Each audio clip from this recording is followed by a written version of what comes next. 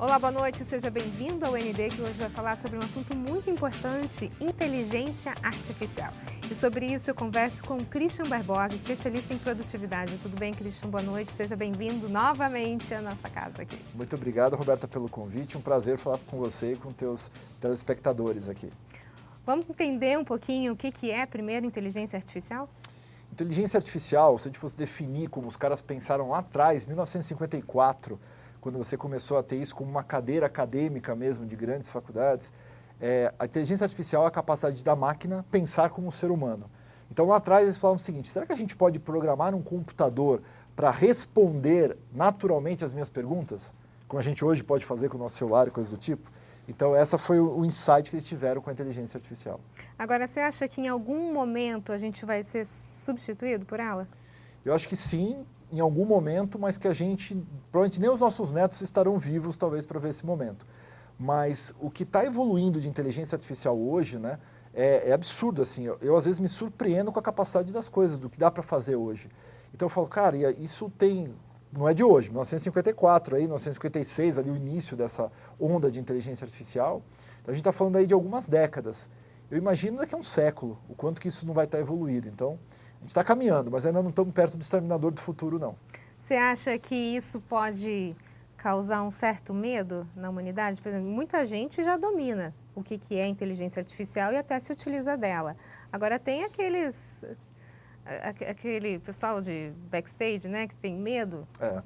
Olha, eu vou te dizer uma coisa, eu acho que é uma coisa não para a gente ter medo, mas se a pessoa não entender, não colocar isso dentro da sua vida, dentro da sua empresa, dentro da sua carreira, ela pode estar fora do mercado aí dentro de 3 a 5 anos, com certeza. Porque isso está tão inerente hoje no nosso trabalho, no nosso dia a dia, que as pessoas que não estão usando isso estão ficando para trás. Quer ver um exemplo? Eu gosto de perguntar o seguinte: você fala com o seu celular? Você não fala com o seu celular, você já está atrasado. Porque hoje a inteligência artificial permite dar comandos para o meu celular e eu pedir o que eu quiser para ele. Então, tipo, você está na cama dormindo, você não precisa falar com o seu celular para me acorde amanhã a tal horário. Você não precisa abrir o celular para digitar. Você pode falar, celular, me acorde amanhã às 6 da manhã. E ele vai pegar e vai te acordar nesse horário. Celular, se amanhã estiver chovendo, me lembre de pegar um guarda-chuva. E ele vai te avisar se a previsão do tempo mostrar que vai chover. Ou, por exemplo, quando você tem sistemas hoje inteligentes, e essa é uma coisa que me surpreendeu quando atualizou. Um belo dia eu estava no escritório e aí o meu assistente pessoal aqui do celular, ele virou e falou assim: olha, você tem que sair agora para a sua reunião para chegar no horário que você precisa. Eu falei, cara, olha só que interessante. Ele viu o compromisso tinha localização, ele sabe, está acompanhando a previsão de trânsito e me avisou, olha, de acordo com o trânsito, se você sair agora, você chega a tempo. Honestamente, eu não falo com meu celular, mas ele fala comigo, porque às vezes eu estou numa conversa que ele não tem nada a ver, e aí ela começa, não temos a informação, eu falei, não te pedi nada, não te perguntei nada. De certa forma, essa inteligência artificial, ela meio que se mete na vida das pessoas também, quando ela não é convidada, né? Porque assim, se você tem um celular hoje, né, o teu celular ele tem um assistente pessoal que usa tecnologias de inteligência artificial, de reconhecimento natural de linguagem, outros algoritmos aí, para estar respondendo para você. Então, você falar alguma coisa que parece assim, ok, Google, ele vai vir aqui e vai responder. Ele já abriu, ó. Eu falo, how is the weather? O meu está em inglês, mas você poderia falar em português. Então, se eu perguntar para ele, ó, como é que está o tempo, how is the weather? Ele automaticamente, ele vai vir aqui e vai dar a previsão. Então, ele já deu a previsão aqui para mim. O que acontece é que no meio de uma conversa, tem palavras que parecem que você está falando com ele. Você fala assim, putz, está tudo ok, a gente tem que glorificar esse negócio.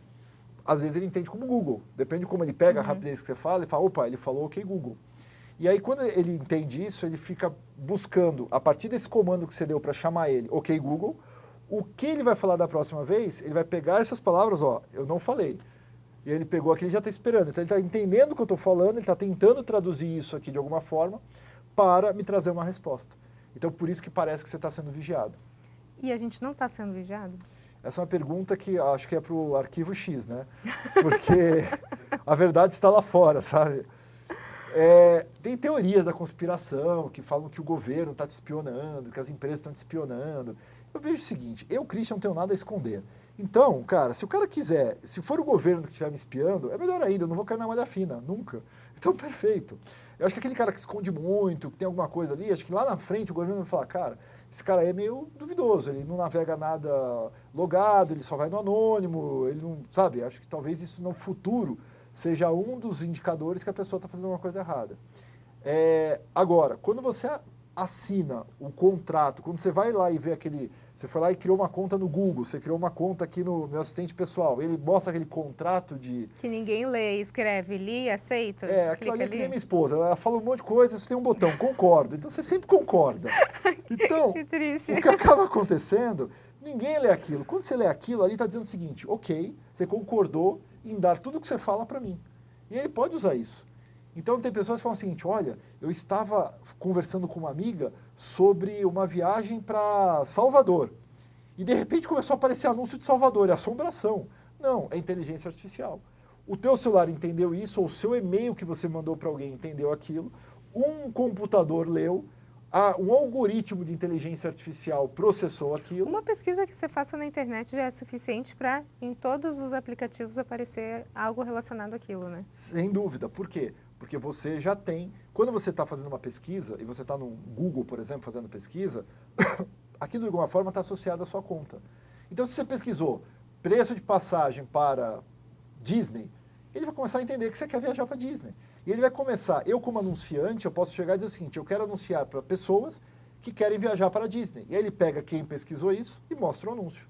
Não é mágica ou magia negra, é ciência, matemática e inteligência artificial. Agora a gente está falando dos celulares, Christian, mas hoje a gente tem TVs, Smart TVs, computadores, enfim. O que a gente precisa, enquanto sociedade, saber para utilizar isso a nosso favor? Eu acho que assim, você tem que se aproximar ao máximo da inteligência artificial. Então começa com o teu celular que já está no teu bolso. Aprenda a dar comandos para o teu celular, né? E o problema é que hoje as pessoas, assim, quem está ouvindo a gente aqui, assim, nossa, mas como que eu vou aprender isso? Essa pergunta a gente deveria ser feita para a gente, deveria ser feita para o Google. Vai no raio do Google e pergunta assim, como falar com o meu Samsung 10? E aí você vai ver um monte de vídeos, tutoriais e textos que vão te ensinar a falar. Então é o seguinte, eu acho que a inteligência artificial, ela vai ajudar na inteligência natural, porque a gente parou de pensar. E acho que é uma coisa que a gente tem que parar também para revisar, né? Eu confio muito na inteligência artificial, porque a inteligência natural de muito ser humano já foi para o saco há muito tempo. Então, assim, quando a gente entende que a gente tem que aprender sobre isso, a gente tem que pesquisar na própria tecnologia como usar esses recursos. Ela mesma vai te ensinar. Ela mesma vai te ensinar. A gente vai para um rápido intervalo e na sequência a gente continua a falar um pouquinho mais sobre inteligência artificial. Eu volto já já. Hoje em dia o trânsito não tem hora marcada. Quando você menos espera, tá tudo travado. Mas a Honda dá uma mão pra gente com as suas motos e scooters. E hoje eu quero falar da scooter mais vendida do Brasil, a PCX. Fácil de pilotar, freio ABS, iluminação Full LED e um show à parte na tecnologia. Tem o sistema Idling Stop. O que é isso, Idling Stop? Você para no farol e a PCX desliga o motor para economizar gasolina. Depois é só acelerar que ele liga automaticamente. Tem também a Smart Key, que é o sistema de chave por sensor de presença. A gente sabe como é que é, né? A chave no meio da bagunça, da mochila, no bolso, junto com o celular. Com a Smart Key não tem problema. Você liga a PCX sem precisar colocar a chave no contato. A chave fica na mochila, no bolso, isso mesmo. Aí é só você dar a partida e pronto. E a melhor parte, com a PCX você tem toda a confiança da marca Honda. Aí a escolha fica fácil. Vai continuar sofrendo no trânsito? Não, né? Vai de PCX. Você no ritmo da cidade. O ND está de volta e o nosso assunto de hoje é inteligência artificial e eu converso com Christian Barbosa, especialista em produtividade. Christian, a gente está falando sobre o poder do celular, essa conversa hoje que a gente tem. A gente pode chegar um dia num ponto de ter uma casa inteira com inteligência artificial? Hoje já é algo dos ricos, eu acho, né? A gente está falando disso virar algo popular? Eu acho que já é popular hoje. Eu acho que era algo dos ricos há 5 anos atrás, 10 anos atrás, talvez. Hoje você tem, por exemplo, como comprar dispositivos como uma Alexa da Amazon, como um Google Home, por exemplo, que, sei lá, nos Estados Unidos uma Alexa custa $29, $19 às vezes quando eles fazem promoção. Aqui no Brasil acho que está na faixa de 200, 300 reais, né, um Google Home. O que são esses dispositivos? É um equipamentozinho que você põe e ele responde para você coisas. Porém, você pode interligar dispositivos inteligentes, como, por exemplo, luzes, como, por exemplo, ar-condicionado, como, por exemplo, portas. Então, você tem o controle da tua casa totalmente no teu celular. Eu consigo, aqui do meu celular, eu consigo ter o controle de 100% da minha casa e do meu carro. Eu consigo, por exemplo, no aplicativo que eu tenho aqui, dar comandos, que são inteligentes. Eu posso dar por voz ou posso clicar aqui. Então, por exemplo, às vezes eu estou dormindo, estou na cama, por exemplo, acabei de ler, e aí eu quero desligar o meu abajur. O meu abajur, o interruptor é lá no meio, tá um saco. Eu falo, Alexa, por favor, apague a minha luz.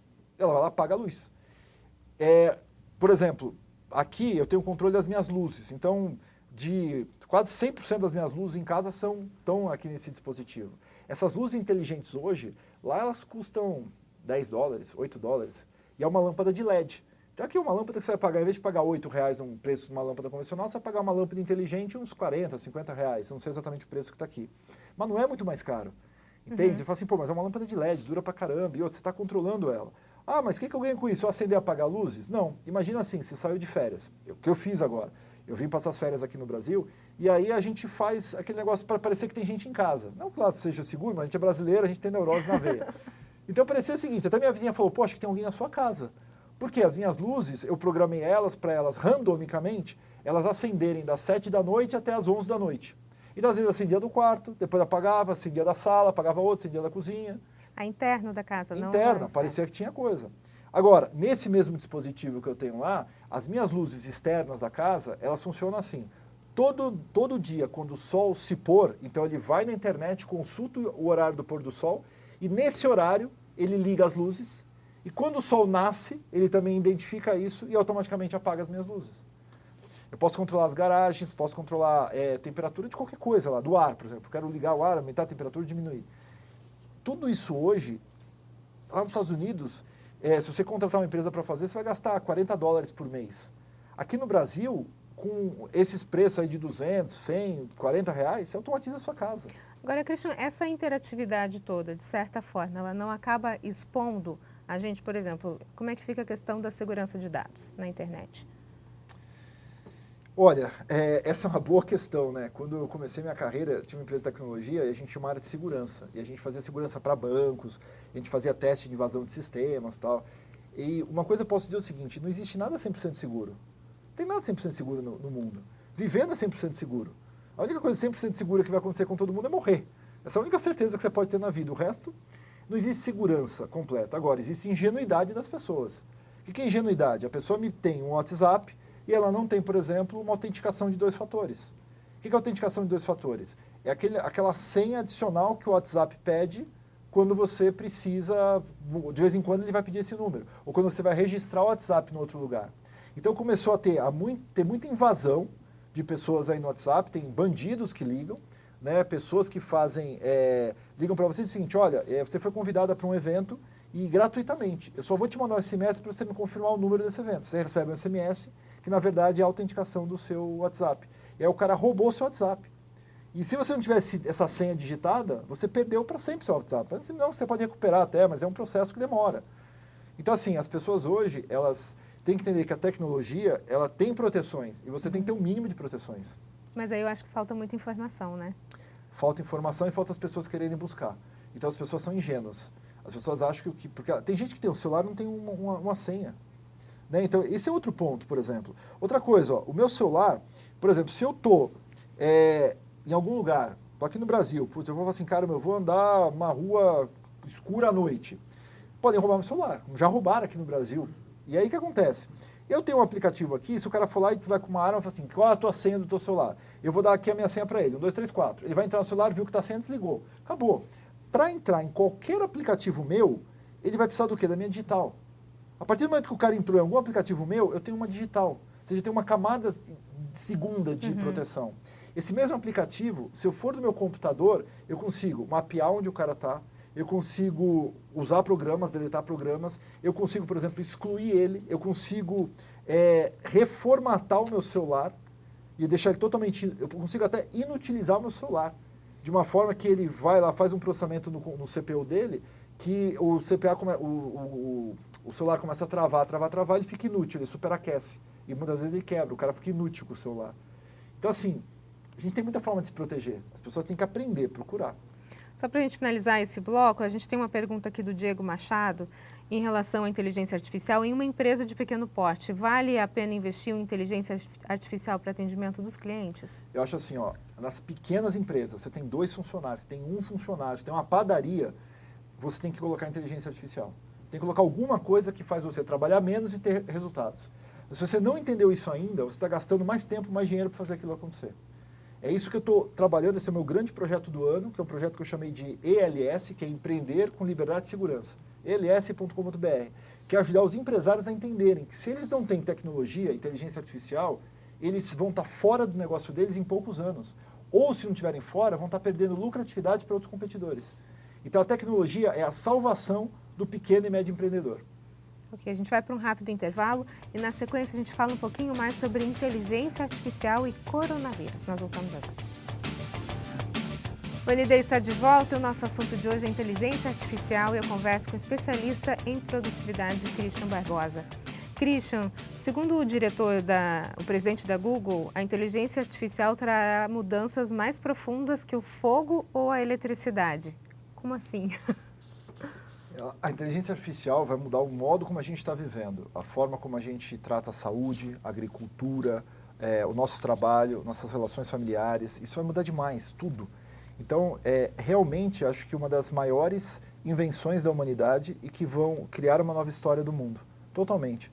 Imagina você, por exemplo, ter diagnósticos precisos do que você tem de saúde, onde um médico hoje, ele vai humanizar o tratamento e não identificar o que você tem.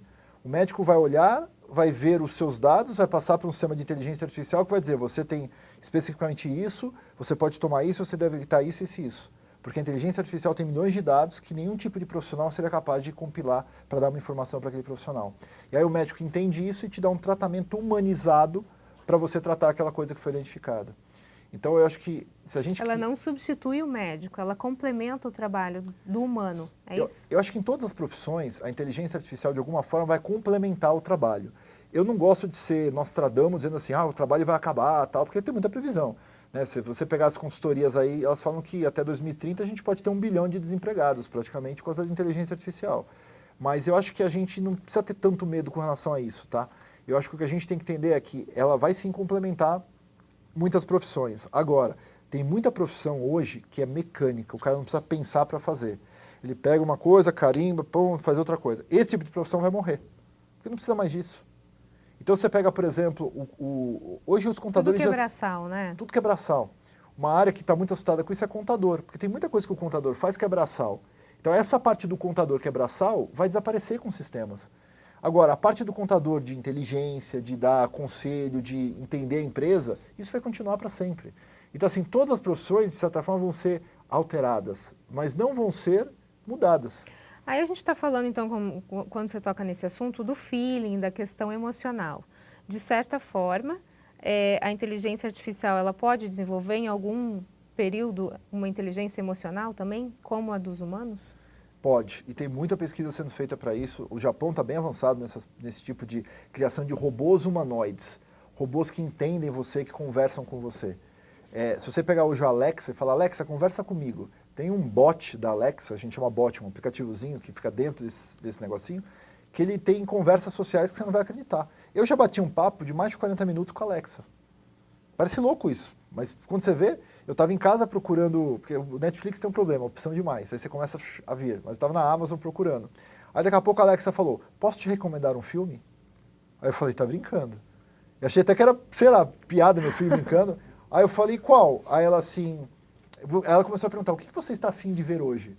Aí eu falei, comecei a falar. E aí eu comecei a fazer perguntas para ela, e ela começou a responder. Eu falei, cara, olha que legal, eu tive um papo com a Alexa. Se você tem a Alexa hoje, você pode testar isso. Você fala assim, Alexa, converse comigo. E ela vai trazer esse social bot, que ele chama, e ele vai te fazer perguntas. Você, assim, você quer falar sobre filme, sobre economia? Incrível. A gente prometeu que nesse bloco ia falar sobre a questão do coronavírus. Você mencionou a questão da inteligência artificial atrelada à saúde. Há informações de que um sistema de inteligência artificial criado por uma empresa chamada Blue Dot havia emitido um alerta sobre uma possível disseminação do coronavírus. Isso antes da Organização Mundial de Saúde se manifestar. Isso é um fato que surpreende? Será que a gente pode ter essa ajuda aí da inteligência artificial? Isso é tão básico para a inteligência artificial fazer, se ela tiver os Ridículo. dados, que chega a ser alguma coisa do tipo assim, vamos instalar um app no celular. Cara, se você tiver o dado e você colocar num sistema de inteligência artificial ali, de uma aprendizagem supervisionada ou não supervisionada, quando você for ver, ele vai dar probabilidades de onde isso pode se alastrar, mapas até. Então, assim, isso é um recurso simples da inteligência artificial, que para as pessoas pode parecer, mas isso pode ser, por exemplo, para uma padaria, ele poderia dizer que tipo de pão que você tem que fazer em que horário para evitar sobrar pão e para você ter menos custo com coisas que você vai desperdiçar e vender melhor aqueles produtos. Então, assim, a inteligência artificial é a capacidade da máquina prever coisas, da máquina antecipar possíveis problemas. E isso está disponível. A gente está no finalzinho do nosso programa. Rapidamente, um minutinho, Christian. A gente tem uma pergunta aqui da Ju Afonso. O que pode ser feito nas pequenas empresas relacionado à inteligência artificial? Eu acho que a pequena empresa precisa entender como que ela pode colocar sistemas que têm inteligência artificial no seu dia a dia, no seu negócio. Se ela não colocar, ela vai morrer. Toda empresa precisa. Seja você uma padaria, seja você uma empresa de serviço, seja você uma pequena indústria. Alguma coisa aí, nem que seja para entender melhor seus clientes, pode te ajudar a realmente ser produtivo e ter mais inteligência dentro do seu negócio.